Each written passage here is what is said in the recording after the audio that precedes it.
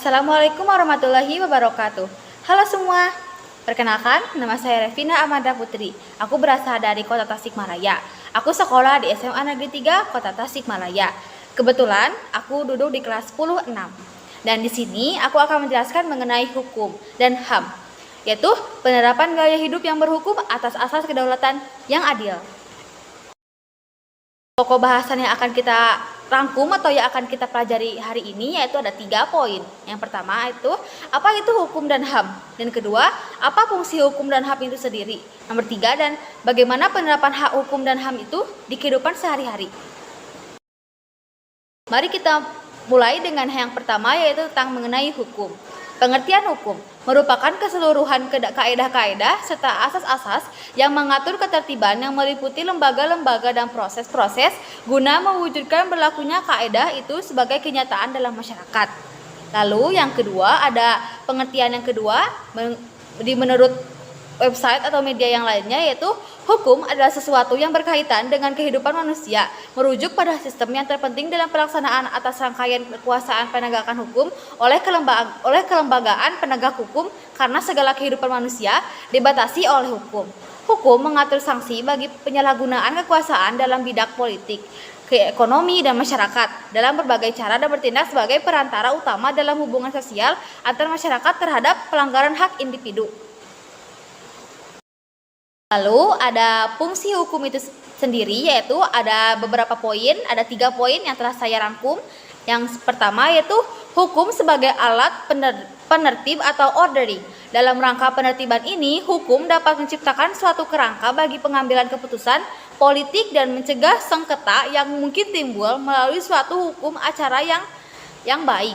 Ia pun dapat meletakkan dasar hukum legitimasi bagi penggunaan kekuasaan. Dan yang kedua yaitu hukum sebagai alat penjaga keseimbangan atau balancing.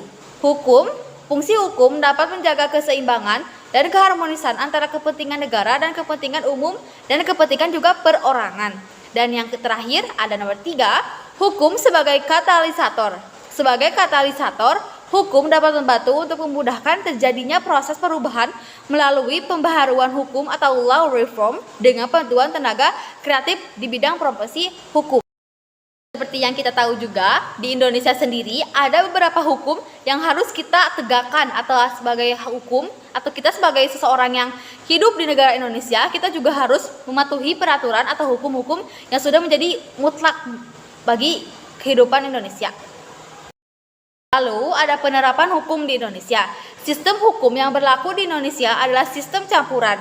Sebagai negara bekas jajahan Belanda, sistem hukum Indonesia cenderung mengikuti sistem hukum civil law atau hukum Eropa kontinental. Namun dalam pembentukan peraturan perundang-undangan di Indonesia, sistem hukum Islam mengikuti mempengaruhi.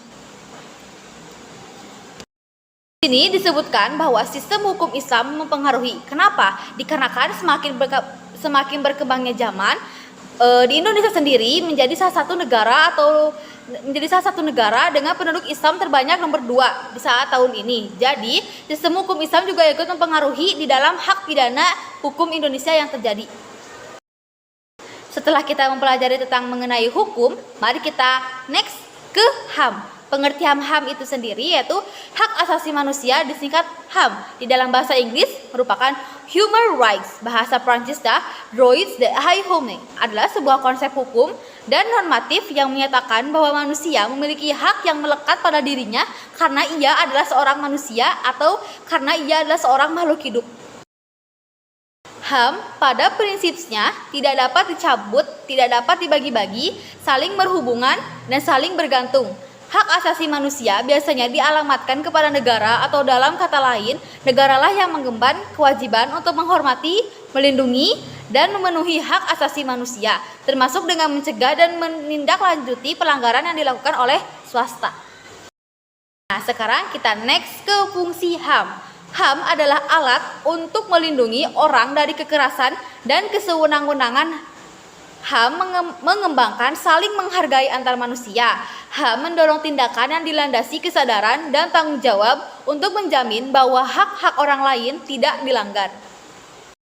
Lalu, HAM memiliki peran penting dalam memastikan kesetaraan di antara individu tanpa memandang ras, agama, gender, orientasi seksual, atau faktor-faktor lainnya. HAM melarang diskriminasi dan memberikan jaminan perlindungan terhadap perlakuan tidak adil atau tidak setara. Sekarang kita ke penerapan HAM di Indonesia.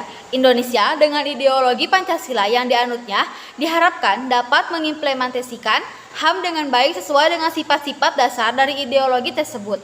Menurut ideologi Pancasila, hak-hak asasi setiap masyarakat Indonesia pada dasarnya diimplementasikan secara bebas. Akan tetapi, kebebasan tersebut dibatasi dengan hak asasi orang lain. Sehingga walaupun terdapat kebebasan, namun kebebasan tersebut harus bertanggung jawab dengan memperhatikan dan tidak mengganggu hak asasi orang lain. Namun, dalam realitasnya, hal tersebut belum sepenuhnya dapat diterapkan oleh rakyat Indonesia. Pelaksanaan hak asasi manusia di Indonesia dianggap kurang terlaksana juga dengan baik. Karena seperti yang kita tahu, kasus-kasus yang terjadi di Indonesia seperti Penangan Aceh, Timur Timur, Maluku, Poso, Papua, Semanggi, dan Tanjung Priuk dianggap sebagai pelaksanaan perlindungan hak asasi manusia yang belum berjalan. Di dalam beberapa kasus yang telah saya sebutkan juga, sebenarnya kasus di Indonesia mengenai hak asasi manusia itu belum sepenuhnya bisa berjalan dengan baik sesuai dengan ideologi Pancasila yang selalu kita andut-andutkan. Nah, setelah apa yang telah saya jelaskan mengenai hukum dan hak asasi manusia, bagaimana menurut kalian atau bagaimana pendapat kalian mengenai hukum dan hak asasi manusia? Sangat menarik untuk dipelajari, bukan? Makanya, jadi setelah pemaparan materi yang telah saya jelaskan tadi, kita sebagai warga rakyat Indonesia yang dianugerahi oleh Tuhan harus bisa menjaga apa yang sudah berada kekal di dalam negara kita. Janganlah kita untuk melanggar peraturan yang sudah menjadi mutlak. Sebagai pejuang dan penerus bangsa Indonesia, ayo kita lindungi segenap bangsa Indonesia dengan selalu mematuhi hukum dan selalu bisa menjaga hak kita sebagai seorang manusia yang hidup di bumi. Setelah pemaparan materi tadi, itu saja yang dapat saya sampaikan dan mohon maaf bila ketika saya memaparkan materi banyak kesalahannya dikarenakan yang sempurna itu hanyalah orang-orang yang bisa berperilaku secara eksklusif. Dan saya sebagai orang-orang yang selalu belajar untuk berusaha dan juga mengulangi untuk bisa lebih baik. Terima kasih semuanya. Assalamualaikum warahmatullahi wabarakatuh.